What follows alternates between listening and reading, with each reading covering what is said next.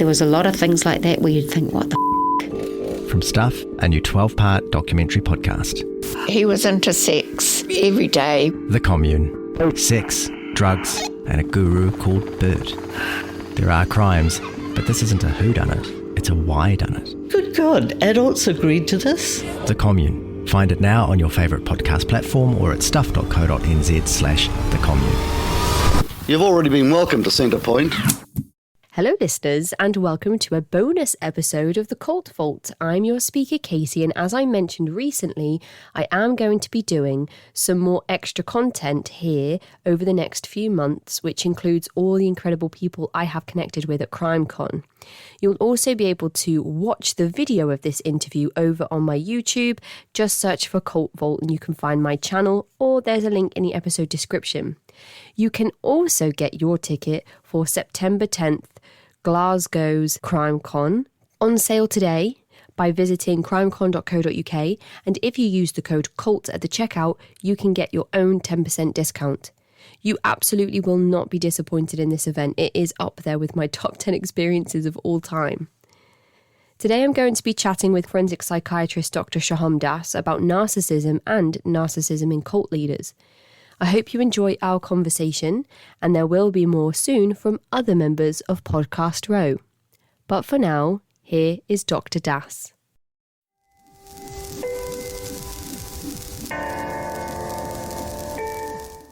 So hello, Dr. Sohom Das, and welcome to the show. Thank you so much for agreeing to come and chat with me today about a subject that I have been interested in for such a long time.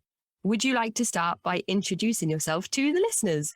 Absolutely. Thank you so much, Casey, for having me on. Great to meet you a few weeks ago at CrimeCon.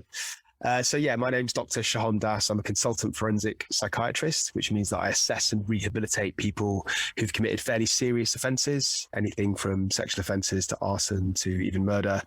And I work in prisons and in courts and in psychiatric units. And I'm also a fledgling YouTuber. Have your own channel slash podcast. Do you want to let us know a little bit about what that is?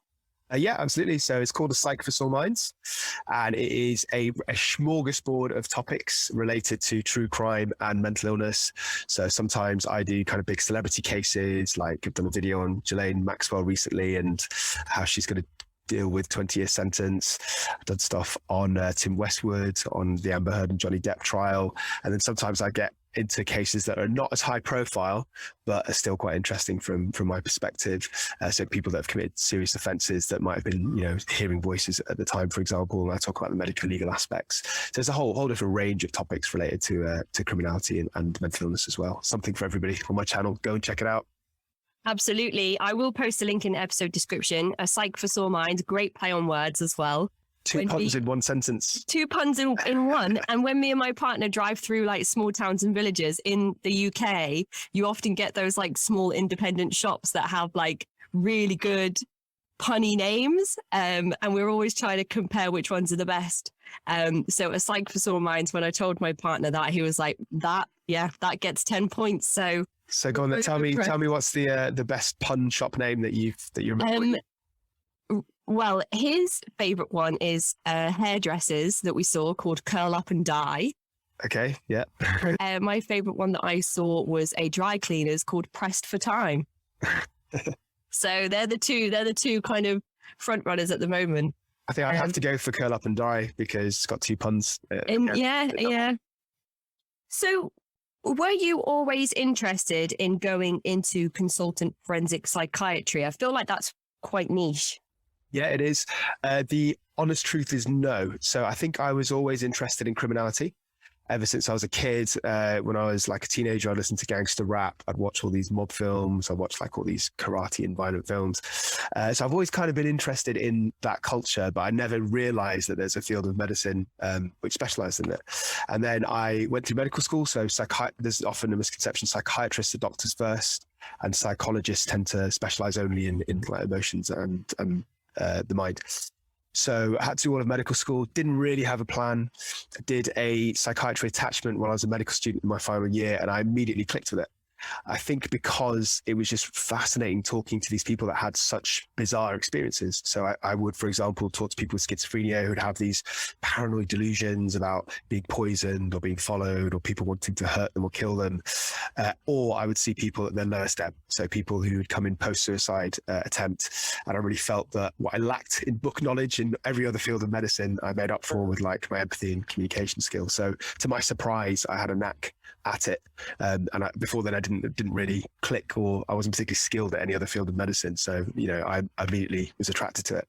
And then whilst I was doing my psychiatry placements, once I qualified as a junior doctor, I did a placement on a medium secure unit.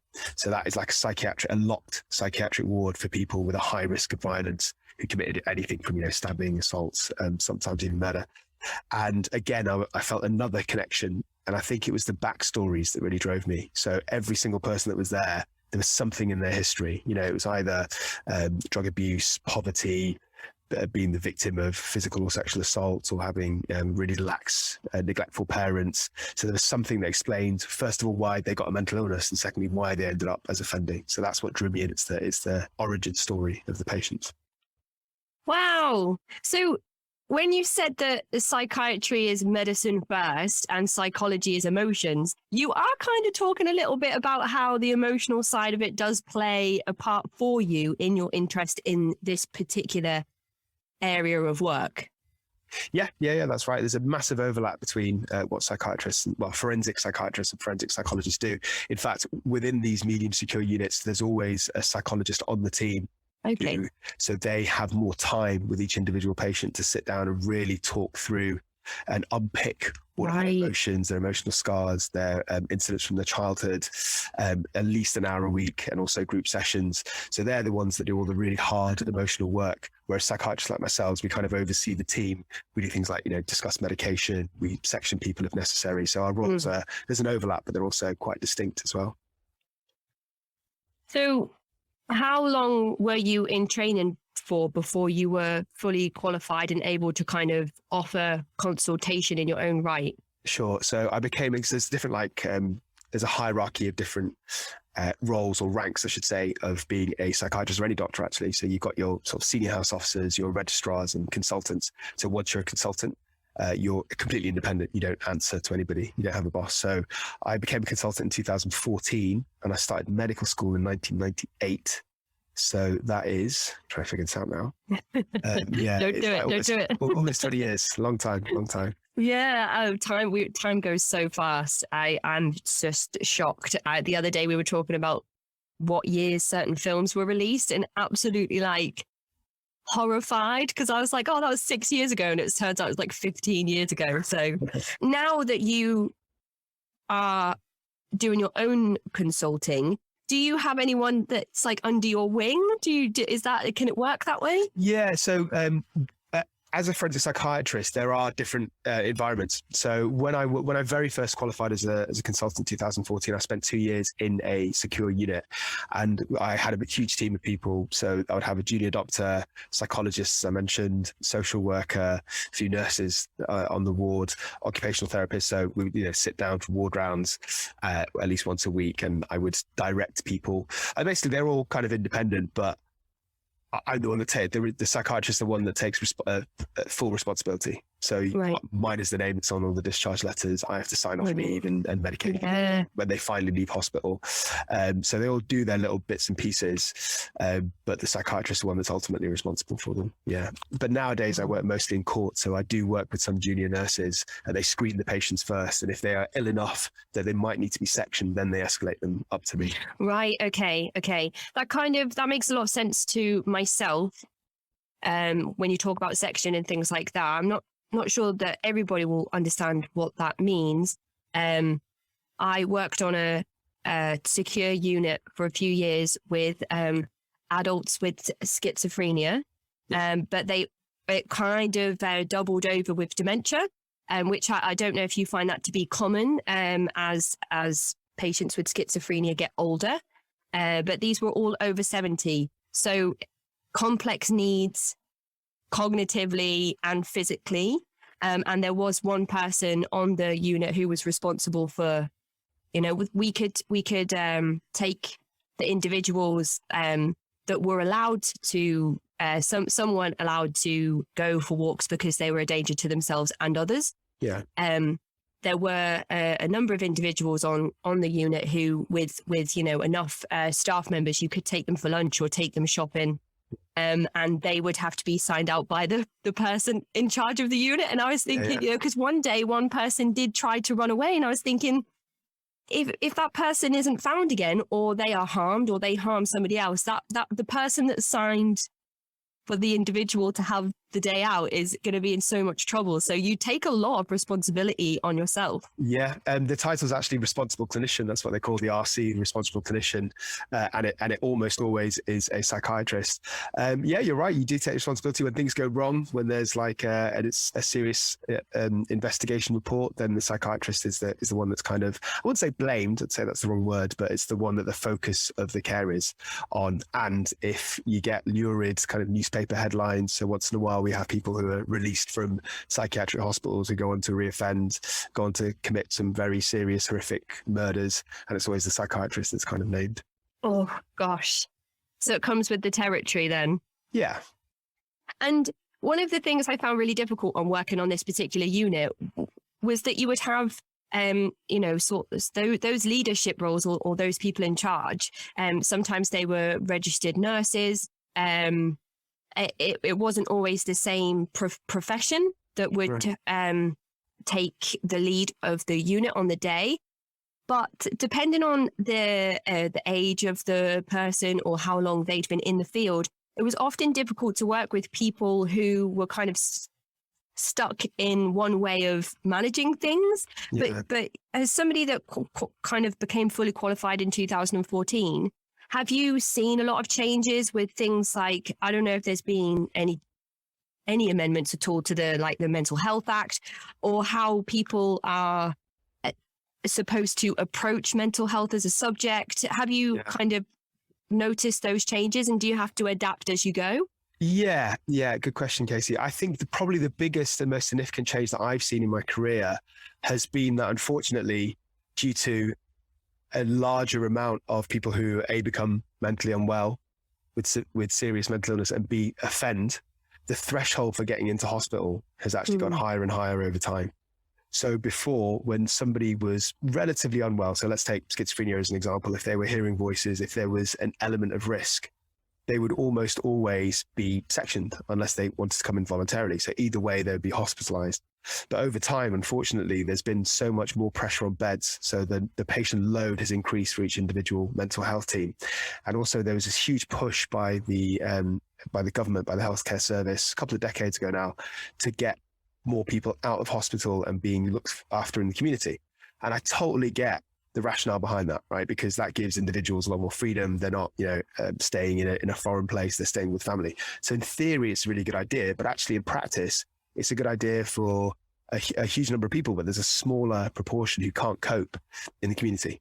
So I've seen loads of cases where there's people who have been a bit unwell and a bit risky. So to be specific, they might be having paranoid delusions about their neighbors. They might believe that random people are pedophiles. These are all examples of cases that I see. So they might be attacking people.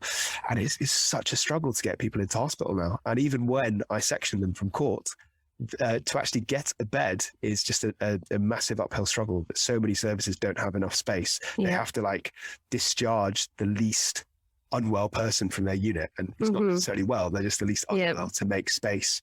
So that's something that I've seen change the threshold to get people into hospital. Nowadays, unfortunately, loads more people are coming through the criminal justice route. So they might have been sectionable, in my view, 2 years ago. Right. They weren't sectioned because there's not enough space in the hospital. So they were just discharged to the community, possibly medicated, might have become non-compliant with their medication, and they become more and more unwell, more and more dangerous, end up committing some sort of violent offence, and then get sectioned in the forensic unit, which is just tragic for everybody involved, not just the victims, but the actual patients themselves, because they could have been helped earlier. So that's a constant frustration that I see on a daily basis now. Yeah. And what you said about, needing to make space by helping the least troubled patient or service user or individual to reintegrate back into society. There's a whole load of things that need to be in place for that to happen, including, round the clock support, and the health and social care system in this country is on its knees as well, with the staff turnaround like at an all-time high. And so it really does sound like it's a difficult process throughout the entire cycle, which is interesting to get your perspective on.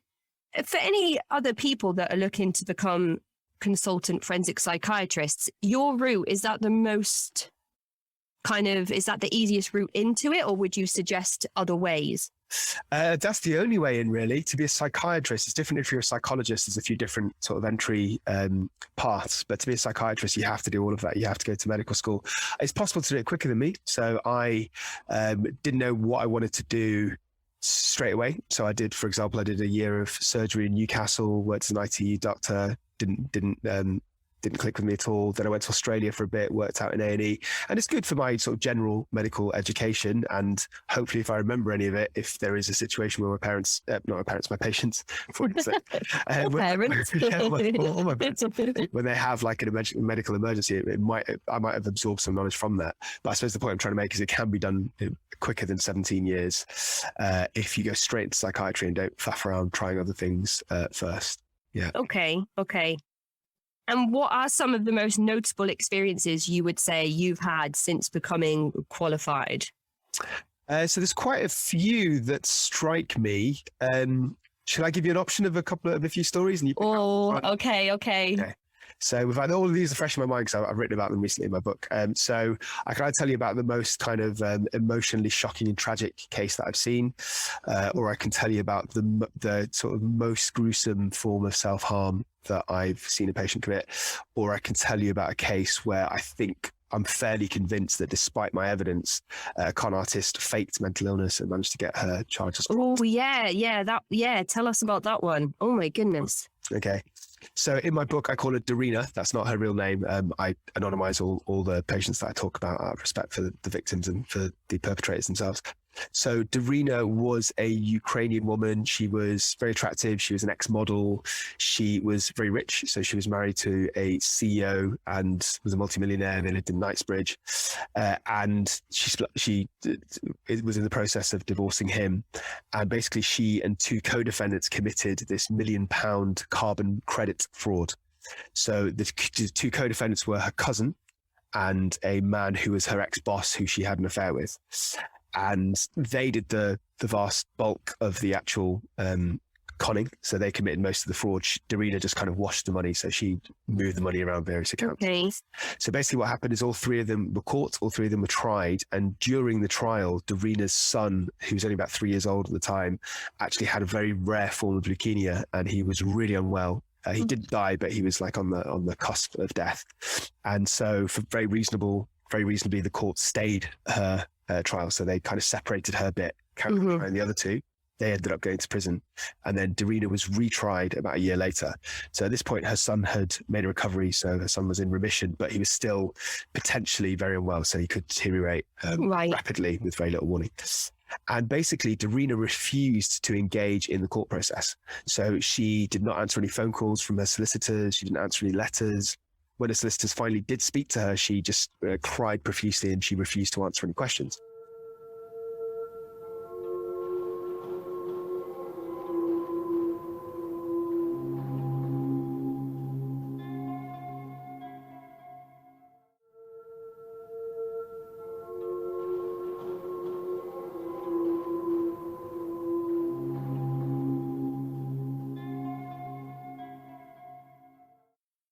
So she was assessed by a forensic psychiatrist, not myself, but quite a renowned professor in forensic psychiatry. Okay. I'm not going to name him because I don't want to commit career suicide, but I will say that his name's on the spine of all my textbooks that I bought and I haven't yet read, but I probably will one day. And I think this man was completely duped by Darina. So he was kind of overcome by her tearful presentation and he took her at face value. So when she said that she was too distressed to remember any of the details of the allegations, he believed her. So he found her unfit to plead. So then he puts in his report and the CPS, the Crown Prosecution Service, I think don't believe it. They smell bullshit. So they instructed me to do another second opinion assessment of Darina. And I thought right from the offset, there was something that just didn't quite add up for me. I didn't think she was being truthful, frankly. So I'll give you some specific examples. She was quite passive aggressive and quite difficult to assess. She was very dismissive. She was able to recall some aspects of her life. So when you take a full psychiatric history, you explore like the childhood, adolescence, traumatic events, relationships, family history, all of that stuff. And she was able to answer those questions. But when I asked her about the offence and the entire period of time, remember before her child became unwell, Right. she was unable to answer even the most basic kind of questions. Oh, okay. So she was unable to even tell me that it was a fraud case, let alone the details of what she alleged to have done. She couldn't, and then I specifically asked her if any of the co-defendants were related to her, obviously with one being a cousin. She said she couldn't remember. I asked her if who the name of her boss was, the other co-defendant. She said she couldn't remember, and it doesn't stack up to me. Right. You work for somebody for years, you have an affair with them, but you don't remember their name.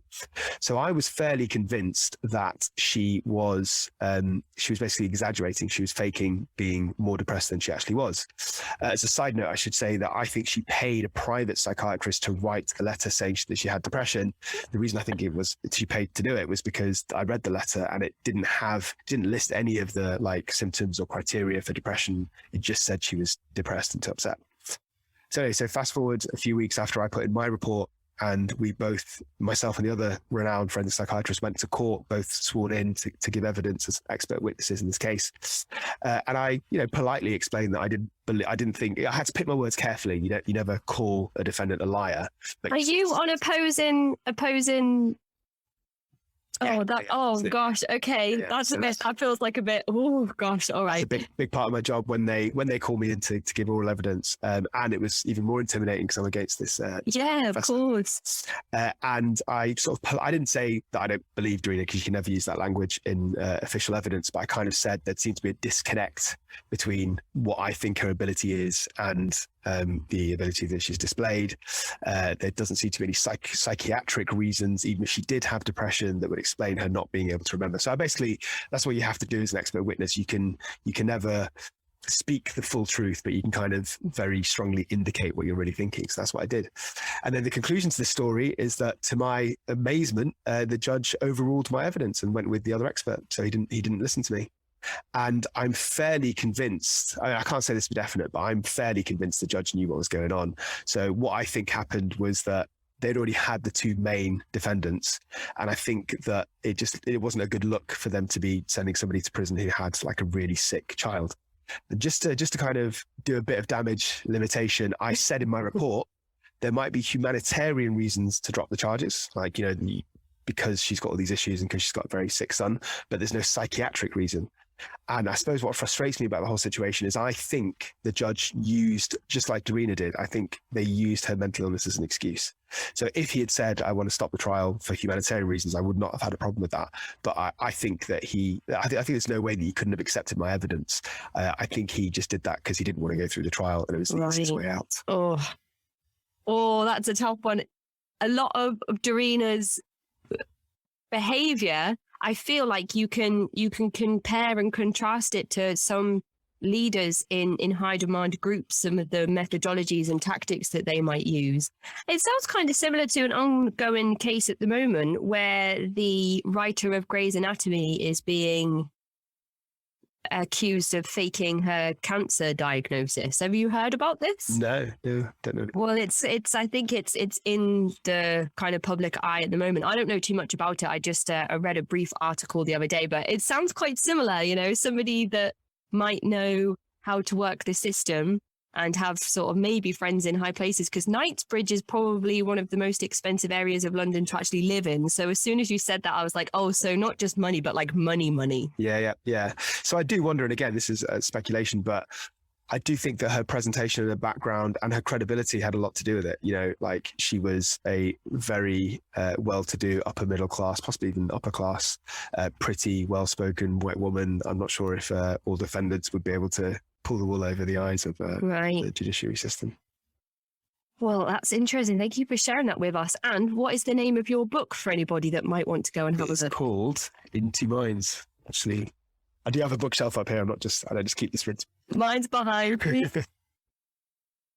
There is. Into Minds, stories of murder, justice, and recovery from a forensic psychiatrist. So it's just basically like my professional memoirs talking about my most sort of shocking and gruesome cases. It was great at CrimeCon to see the people with the indoor bookstore, and there were just rows of your book, and then there were book signings where people could go and sign their own books for people to buy, which I just thought was great. Really feeds into my narcissism.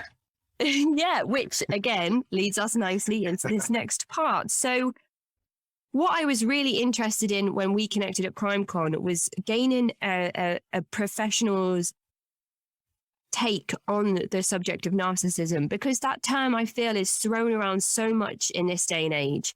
Yeah. But when we look at cult leaders specifically, narcissism always plays a part into the charisma that the individual has and the way that they are able to build their following and retain the power and hold over their followers that they build. So when we met, I was like, perfect. I can invite Sohom on the show and he can tell us all about narcissism.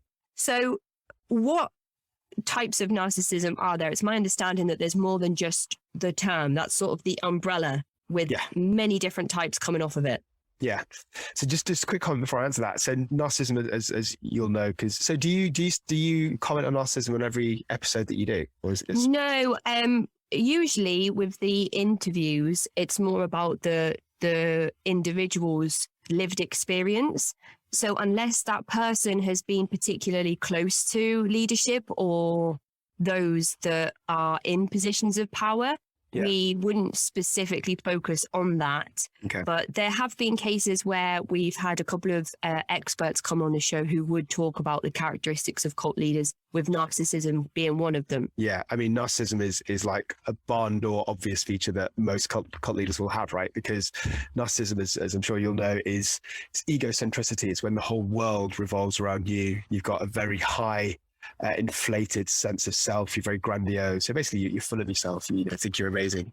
And what is more narcissistic than somebody believing that they're God, or believing that they're not necessarily actually the incarnation of God, but believing that they should be praised. So that's the vast majority of cult leaders, right? So that's literally almost the definition of the term narcissism. But anyway, to answer your question, there's a few different ways to split it up. One of the crudest ways is adaptive versus maladaptive narcissism.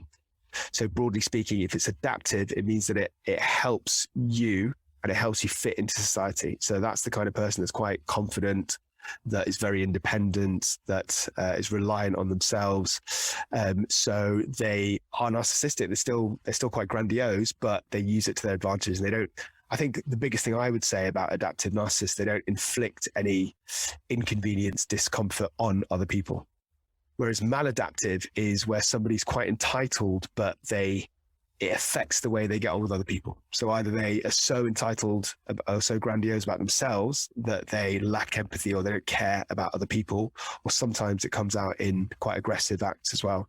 So that's a really crude way of dichotomizing narcissism. But the other way of doing it is there's 5 sort of different types. So there's an overt narcissist.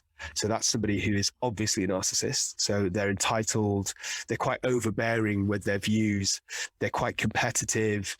Again, they lack empathy. So I'm sure all of us have met people in our lives, a friend of a friend, at a pub, at a party, and you just think, this guy's a bit up himself. This guy's a bit of a dick.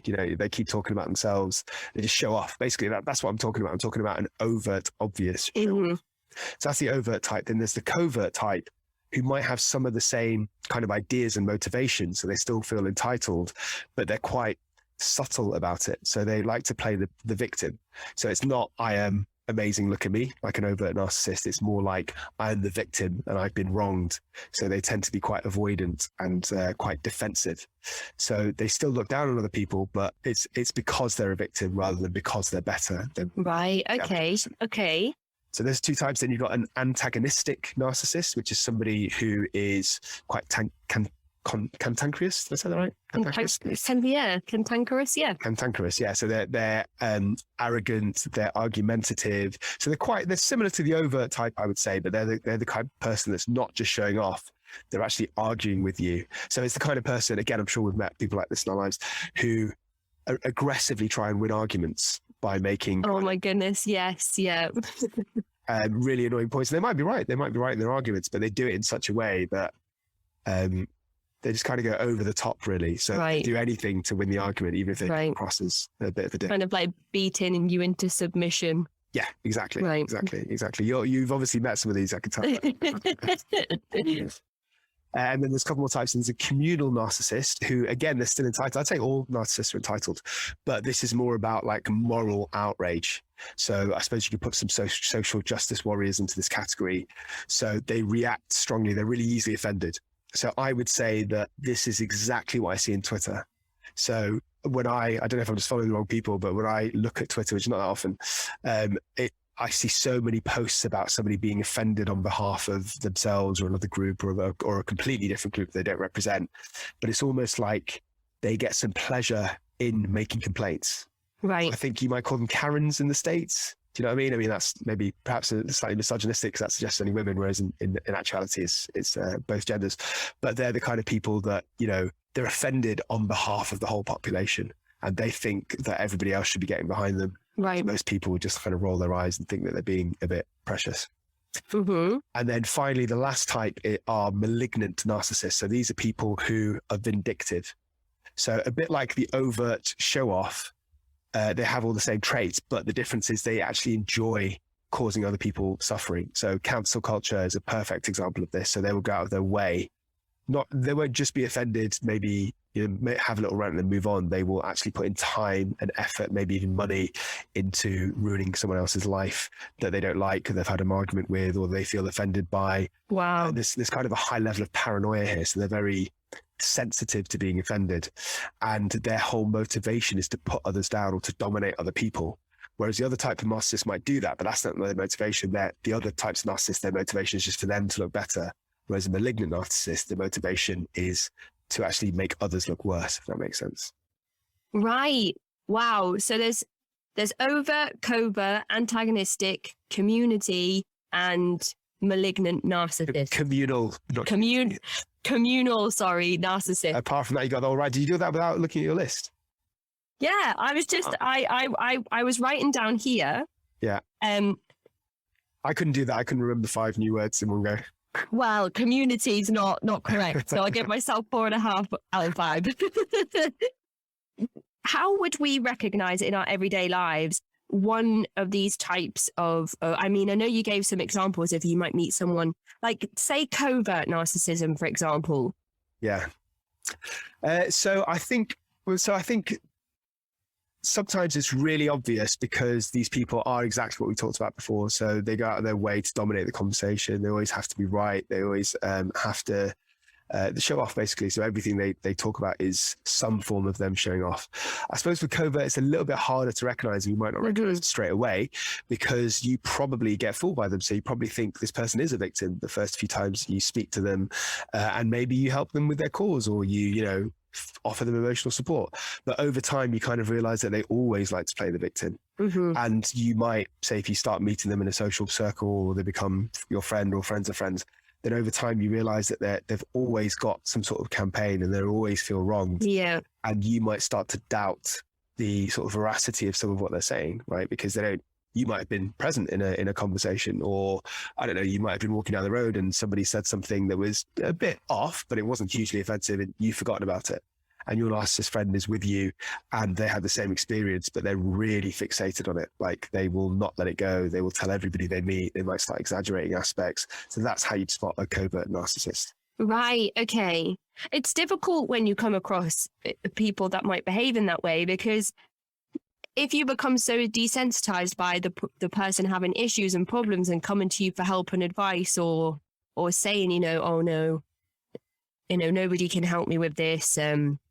Sometimes I've had experiences where the individual themselves has actually found themselves in a problematic situation, and they've come to me for help, and I've been like, oh, okay. I've been so worn down by times where I've tried to help and it's been sort of, I've just been shut down every time. Or even to the point where I'm wondering if they're telling me the truth. And it came to light, a little while later that the person actually did need my help. And it was kind of like the boy who cried wolf situation where I don't know if maybe I didn't believe her or just felt like I couldn't help. So that was a really difficult thing for me as somebody who tries to be a good friend. Got to that point where I was just like, I don't know how I can help you, but she really did need help. What I think the problem is that if it's truly, if the person's a true narcissist, then they don't actually want a resolution for their problem. Right. They're not asking you for help because they actually want a solution.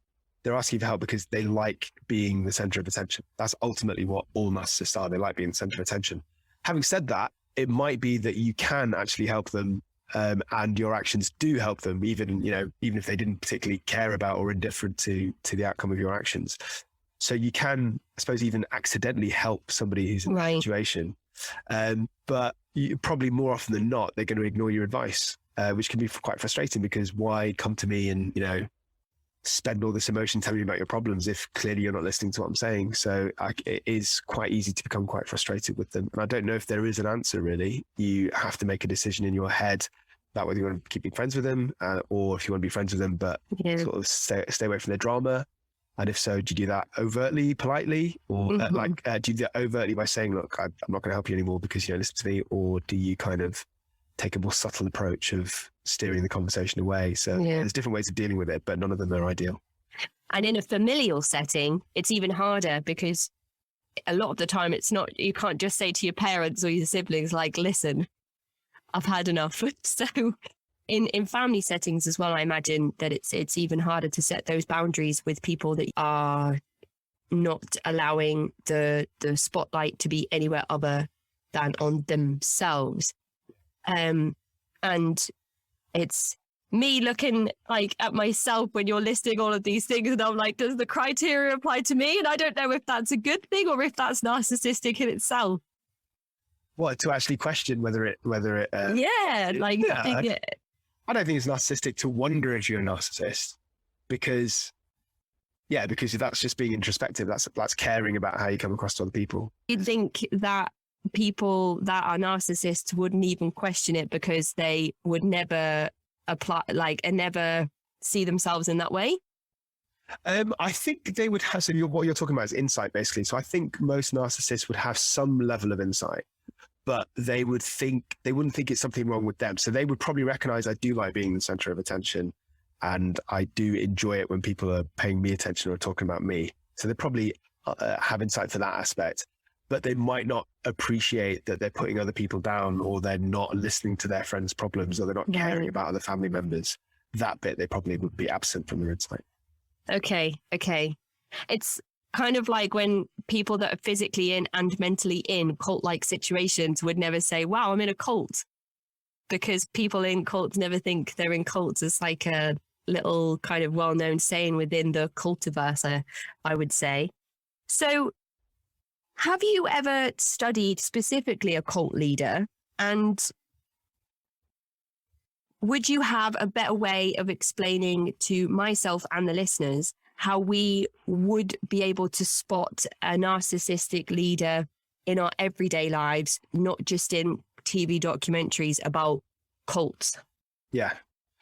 So I'm afraid in my career, assessing and rehabilitating mentally disordered offenders, and also my expert witness work, I've not assessed a cult leader, but I've made a video about Tommy Robinson recently. So I think, even though I don't think so, he was a former member of the BNP and he was a former leader of the EDL. I don't think they're cults, but I still think I think they're cult-like. Some members are cult-like, and some of their beliefs are quite cult-like.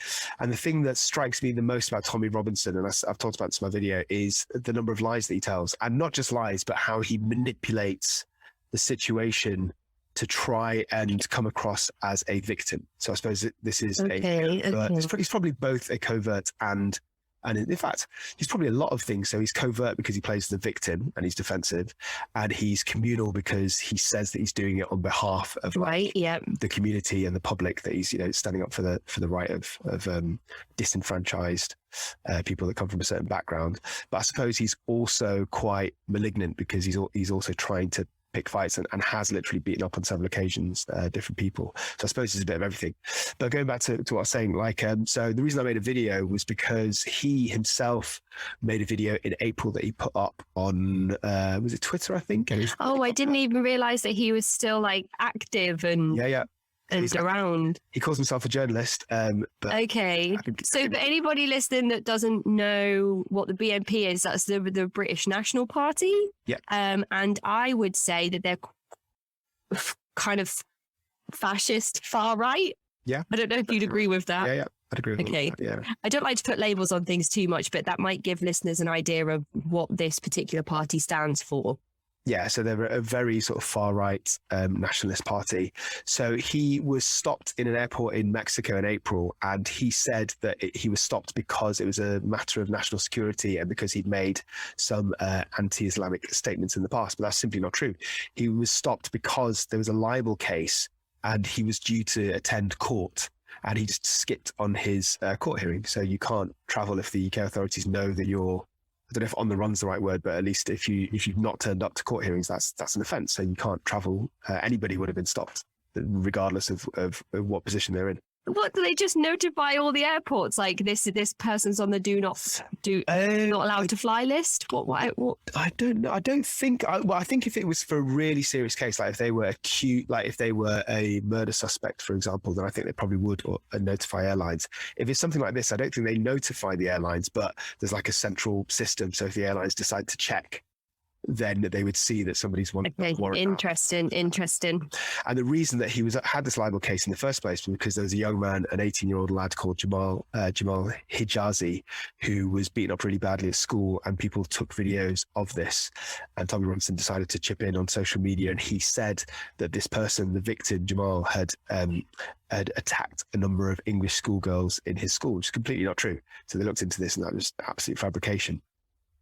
So the reason I'm mentioning all of this is that he's got a habit of just making up complete nonsense, complete fabrications to help his political agenda. As another example, he said right from the beginning that he is passionate about helping people who are the victims of abuse. And obviously there was the whole Rotherham scandal, and there have, there's no two ways about it. There have been men from a certain background, from a Muslim background, that have groomed women. That is absolutely undeniable. Mm-hmm. But he said that he's really passionate about those victims and he wants to do something to help those victims. And then some members of the EDL themselves were arrested and imprisoned for rape, for exploitation, for sexual offences, and he was completely silent about that. Right. Okay. The whole point I'm trying to make is you can't be passionate about women's rights and protecting victims, and then it happens in your own organisation, you don't say anything about that. Yeah. So all of these are examples of Tommy Robinson presenting himself a certain way. So that's why I think his narcissism comes in. Right.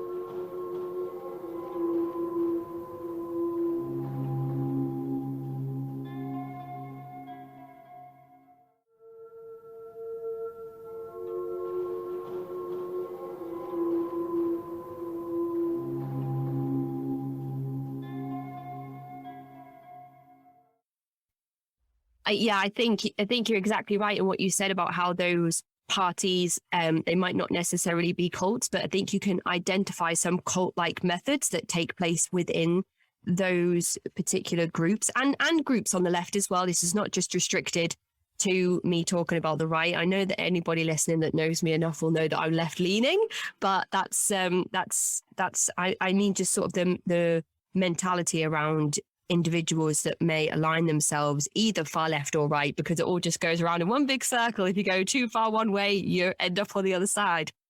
But even just thinking about Keith Raniere as an imprisoned cult leader, the founder of Nexium, who would make up all of these grandiose lies about himself holding all of these records in the Guinness World Book of Records, and having all of these qualifications that nobody could actually prove, but took at face value. So everybody would, he claimed to have something like the world's highest IQ and was the smartest man in the world. And, he had such a huge following that nobody questioned. And when you say it so brazenly on a public platform, nobody has any reason to think that you'd lie. Why would you get up in a position like that and lie about yourself? That can't be true, because I'm the world's most intelligent man and I have that highest IQ. Yeah, maybe you should write him. You should write him a letter and argue with him about it and see what he says. But I mean, I'm just drawing parallels there between what you've said about how we can identify some of those narcissistic traits in established, infamous cult leaders, and that is just one person. There's so many different examples that I could give. Jim Jones, talking about the communal narcissist. He is somebody that was working to strip segregation in America, to stop segregation in churches. A large amount of followers and congregants of the People's Temple were Black, Indigenous, and persons of color within Jim Jones's movement. And a lot of his work was around trying to desegregate, and he was actually a part of changing some laws in America at one time or another. And it's wild to think that somebody that does that could go on to be a part of what happened in Jonestown. But now with your definitions, it's easy to see why that was just playing into his agenda.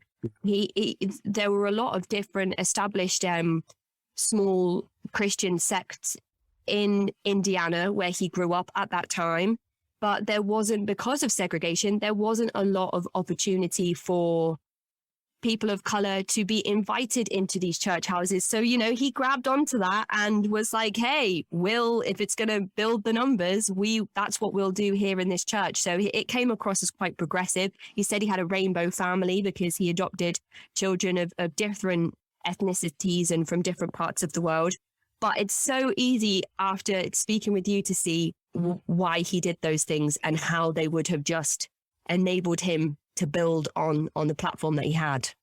Yeah, absolutely. And I think we were going to talk about this in the list of questions, but a lot of what you're saying sounds like he might have been a psychopath as well. Yes, absolutely. This is definitely something I wanted to talk about, because how can you instruct? I know that there was a lot of narcotics and drugs and paranoia, and I guess paranoia is its own thing in itself if we're talking about ill mental health. But yeah, with Jim Jones, how can you be responsible for the biggest mass suicide that America and maybe the world has ever seen? I know it was in Guyana, but the people involved were mostly a large amount of them were from America. And then even just thinking about Charles Manson and the Manson family, again with the narcotics, I don't know how much of a part that played. And we spoke at CrimeCon about how certain substances may bring on some types of psychosis or ill mental health. So yes, talk us through all of this stuff. Okay, so what I'll do, Casey, I'll break some of that down. So I'll talk about what a psychopath is, and then what the difference between the similarities and differences between a narcissist and a psychopath. And then I'll tell you about drug-induced psychosis. So a psychopath is somebody, also all psychopaths are narcissists, but not all narcissists are psychopaths. Right. So psychopath is somebody who it lacks empathy, like a narcissist does, who's quite aggressive and quite impulsive. Narcissists aren't necessarily those things. They don't care about the rights of other people, and they never learn from their mistakes. So they're all those things, but what distinguishes them from other diagnoses or other personality disorders is that they're also really charming, manipulative. Oh my goodness, okay. And cunning. Yeah. Whereas narcissists, I'd say most of them are charming to a degree, or at least think they're charming, but not necessarily that manipulative. So that's the main difference in a narcissist and a psychopath, is that the narcissist is full of himself, really entitled, quite grandiose, loves showing off. Whereas a psychopath might be some of those things or most of those things, but more importantly than any of that, they manipulate others. So they see everybody as an opportunity to exploit for whatever that might be. It might be that they're a cult leader and they want infamy. It might be that they're doing it as a fraudster and they want money. It might be they're using it, for sexual partners. It might be that they're doing it for status, but they want something and they're willing to throw anybody under the bus to get that thing. Or all of the above. All of the above. Yeah, absolutely. Yeah. So even like people they're supposed to be close with, so even friends, sometimes even family members, because they can never really love somebody. You know, they can be married, they can have children, they can show affection at times, but they can never really love somebody, because a true psychopath only really loves about themselves and only really cares about, you know, themselves, their own safety, their own future. So that is what a psychopath is. And that's what the difference between the two are. In terms of drug-induced psychosis, that's quite different. But that is when, so I very briefly explain what psychosis is. So again, this is something I think that gets conflated with psychopathy, two very different things. So psychosis is a state, psychotic state. It's different from your normal background self. So a narcissist is always a narcissist, psychopath is always a psychopath. Whereas somebody who goes into a state of psychosis it's usually temporary.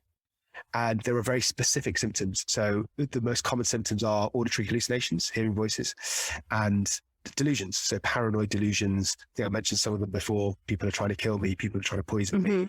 The FBI are following me. I've had a microchip implanted in me. These are very common things that I see in my patient group.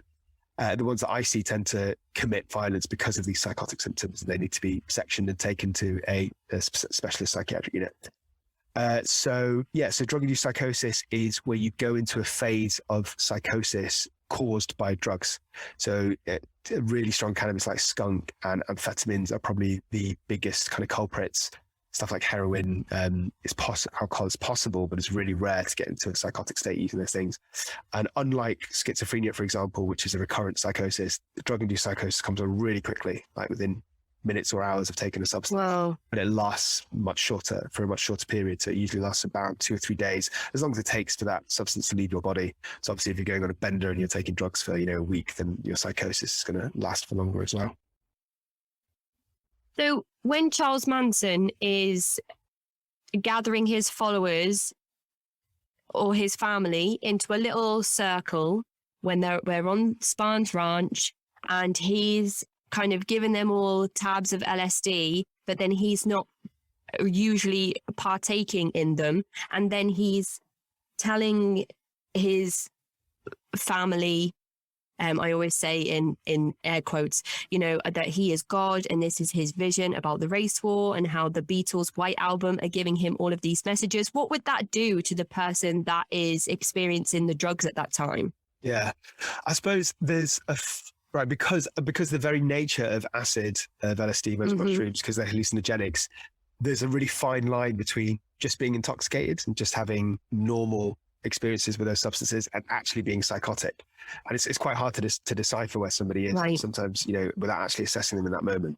But I would say that wouldn't necessarily tip them into actual psychosis. I think it's just getting them when they're really sort of vulnerable to your strange beliefs. So I suppose, to draw a parallel, if you wanted to do something stupid like run a trolley through a car park with your mates, if you ask them to do that when they're sober, the vast majority of them are going to say no.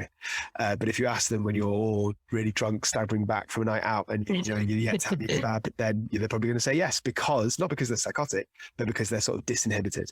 So I would say that that's probably more likely that Charles Manson is making his followers, his family, I'll do the air quotes for you, making them more, I think, disinhibited rather than psychotic.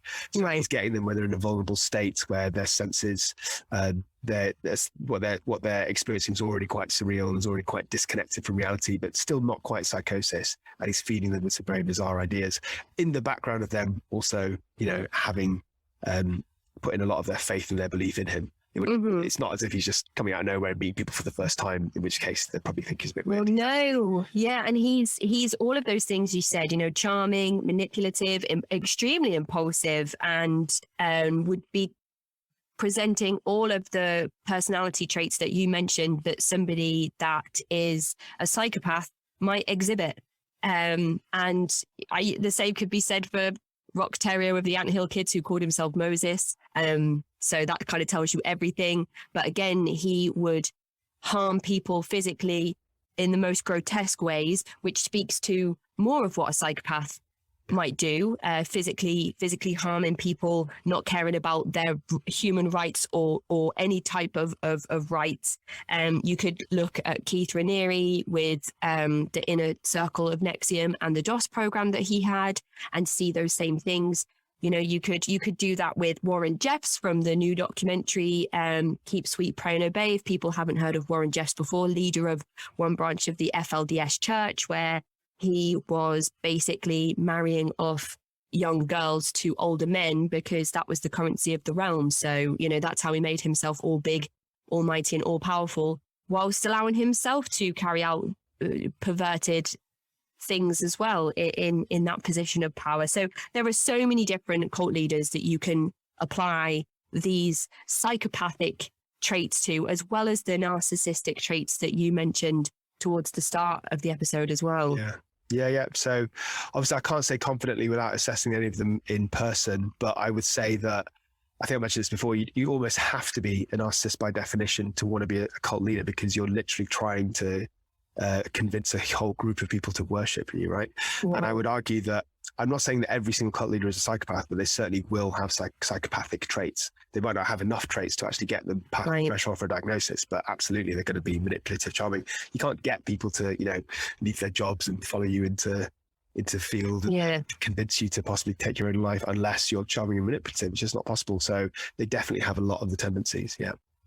And you said you've just done a video on Ghislaine Maxwell. So would you say that she has psychopathic traits? Because I would say she definitely has narcissistic traits. Yeah. Good question. I'm trying to think. So I don't know enough about her to confidently say. Right. She's absolutely narcissistic, very entitled, obviously comes from a very privileged background, treats other people below her like crap. I think that's quite fair to say. Is she charming and manipulative? I suppose she must be to a degree, to have got all these vulnerable women and put them in a situation where they're being sexually exploited. But then again, she does prey on pretty easy targets. She was preying on very young women with this pretense of offering them like a future in the industry and become models, et cetera, et cetera. So I suppose my point is, I'm not sure how charming and manipulative she is, because, she's already preying on people that are vulnerable, and she's quite credible. Where she was coming from she had quite a credible setup. So she probably does have some of the characteristics. Yeah. Have you ever been in conversation with somebody where you've been able to say confidently that they are a psychopath? Yep. So actually, I did a series of videos quite a while now on my channel about psychopaths, and in one of them I talk about a boss who I worked for, who I'm fairly convinced was a psychopath. Oh, it's scary to think that I know that not all psychopaths would be dangerous, but from what you've listed, thinking about people that have gone on to commit multiple murders, I was just thinking about Ted Bundy and John Wayne Gacy and all of those traits that you were listing off around psychopaths. I was like, this is why serial killers are, called psychopaths. And then there's the whole conversation around nature and nurture. So then when you think about perhaps just being in the supermarket and somebody next to you who's looking at, the same tin of beans or something is potentially a psychopath, that doesn't mean that they're necessarily going to be dangerous, but it's still quite scary. Yeah, it is scary. So it's a really, really well-known fact that psychopaths tend to do quite well in the corporate world. So psychopaths are overrepresented in CEOs for the same reasons as we discussed. They're willing to throw anybody under the bus. They're willing to do anything to get the promotion. They're willing to lie, willing to talk shit about their colleagues, even their own friends, behind their backs, if it helps them get a job or get a promotion or obtain a position. So just really briefly, I'll tell you about my boss and why I thought he was a psychopath. So I have to say it took me a while to realize, like I was very charmed by him at the beginning. He seemed sort of really friendly, really confident, but I noticed that everybody else in the office, when I first joined, seemed to be terrified of him, and I didn't really understand why. It didn't seem to make sense to me. They would whisper, and they would stop conversations when he came into the room, that kind of thing. So it wasn't something really obvious that I could put my finger on, but there was just vibe around him. And then when I started working for him, I noticed that he would force his staff members, and even tried this with myself a couple of times, just to change things and manipulate things for his benefit. Oh, okay. So it was for a housing charity, and he would not be present in some meetings only because there were so many meetings he couldn't go to all of them. He would ask for the minutes of those meetings, and he would actually change some of the things that were being said in those meetings, even though he wasn't there, and then sort of upload them onto the system without telling anybody he did this.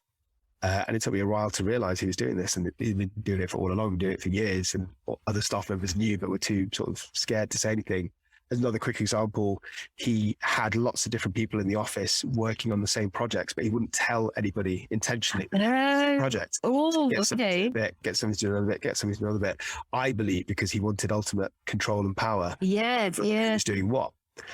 He would do completely random things like hire people, myself included, I think, who without any kind of process through HR just decides, I want this person, I want a psychiatrist that makes our foundation look more credible. Just hire somebody like me without an interview process, without even discussing it with HR, put them on the salary, on the payroll, like just because he wanted them in the organization without doing any of the kind of protocols or processes. So that's just another example. What I'm trying to say is whatever he wanted to do, he'd do it. And if anybody had any opinions that were different, he would either ignore them, force them out, or just change their opinions on the paperwork. Yeah. That is so in line with a lot of leaders that we speak about on the show as well, in terms of, just breaking up marriages and repartnering people like for no reason, just because, they're having a bad day and they decide that they want to flex their ultimate power by dictating exactly how people will behave on that day. Just kicking people out of the group for, the most minor things, and then not allowing them contact with their, their family and their children, and everybody shuns them. And it just sounds so familiar. It's really fascinating. And I wonder if there's been any specific research on it. Maybe there's a thesis idea, who knows? My mind's just running wild now. Well, how would you find if there was research around this? About psychopaths in general? And cult leaders and... You know what? I'm definitely the wrong person to ask, Casey, because I get sent psychiatric journals by the pile every week, and I've not opened one for like 8 years, so I can't even keep on top of my field. So, what is next for you in your career? Are you kind of happy and comfortable where you are, and you're just going to kind of continue on this journey, or do you have any ideas of where you would like to go in the next few years? So I think, to be honest, with my forensic psychiatric work, with my proper day job, I'm fairly happy with it. I'm getting a constant stream of work. I'm very sort of fortunate in that, apart from my actual appointments, like prison appointments and court appointments, I can tailor the rest of my week around my work, which means that I get up ridiculously early, get up at 5 o'clock usually most mornings, just bosh out a few hours, and then I can take a few hours off in the middle of the day, go to the gym, hang out with my kids. So work's just perfect, really. It's really settled. I don't want to change anything about it. My new kind of passion, interest, obsession, crushing disappointment is trying to make it on YouTube, I think. So that, and I'm trying to break into the media world, which is also quite frustrating and slow. But that's what I want to do, I think. So I am trying to get onto documentaries. I spoke to this morning, actually. I might be on This Morning next week, which is quite nice. Oh, that's very exciting. The thing is I don't count my chickens, because I'm in a situation where I've been told I'm going to be on X, Y, and Z, and then it pulls through the moment. So I'm trying not to get too excited until I get that final call. That's great. That's great. And usually when I get approached by a documentary team or a TV station, it's because they've listened to an episode that they really enjoyed and wondered if I could put them in touch with the individual that I interviewed without crediting any of my work or sourcing their own guests. And there's me, just little old me, sitting here, I'm playing the victim. Little old me on my own, trying to do all this stuff myself. Sure you're not a covert narcissist? I know, I think I might be. I was kind of falling into it there, and then I caught myself. So, In Two Minds is a book that Dr. Sohom Das has written, and it is published, and you can get copies of it now. I'll put a link in the episode description to where you might find that book. A Psych for Sore Minds is the YouTube channel that you can also find in the episode description. The videos are not like these interviews. They're not really long, mammoth, really just taking up your whole time episodes. They are shorter installments, super informative, really concise. I've listened to a few and found that I was able to talk to my partner about a couple of things. And what I really liked about a couple of the installments that I watched on your channel is that you were taking suggestions from your audience as well. And not everybody takes the time or space to do that. And one last question I had, Sohom, before we say goodbye today. why are cults usually led by men, do you think? I think perhaps there's two reasons that immediately jump to mind. One is because a lot of them are to sexually exploit members. So we see so many male cult leaders who basically use their authority and their standing to sexually abuse younger, usually quite naive, quite vulnerable females. And it's not, as we know, sexual abuse is far more commonly committed by male perpetrators because the sex drive is higher.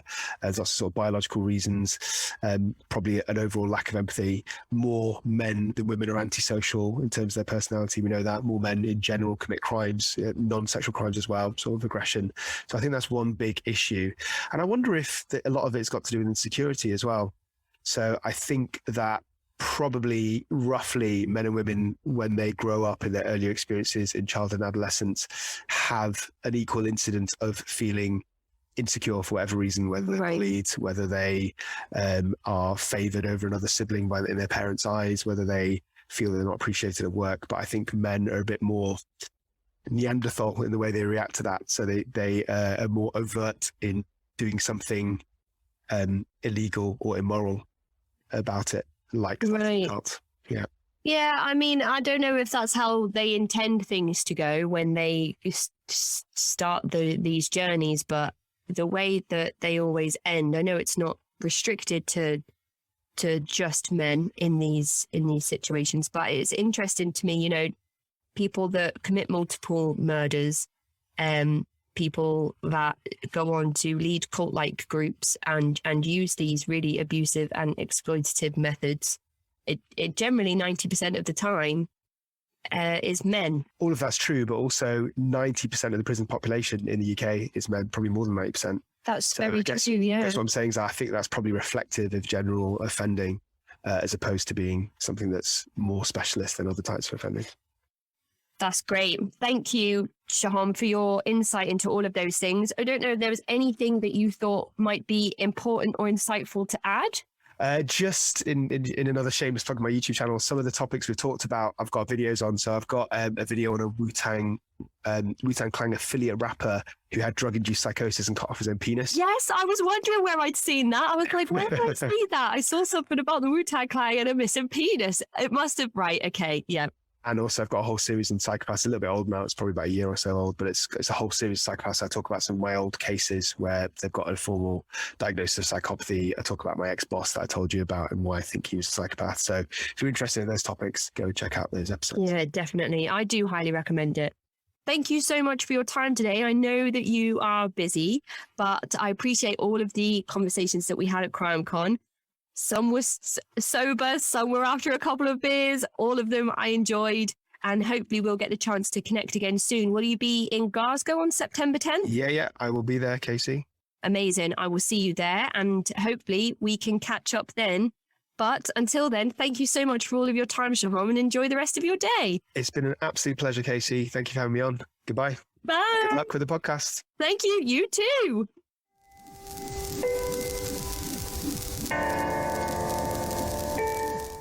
That is the end of this bonus episode. If you'd like to get in touch, you can find me at cultvaultpodcast@gmail.com or follow me on Twitter and Instagram @cultvaultpod. I'm your speaker, Casey, host of the Cult Vault podcast.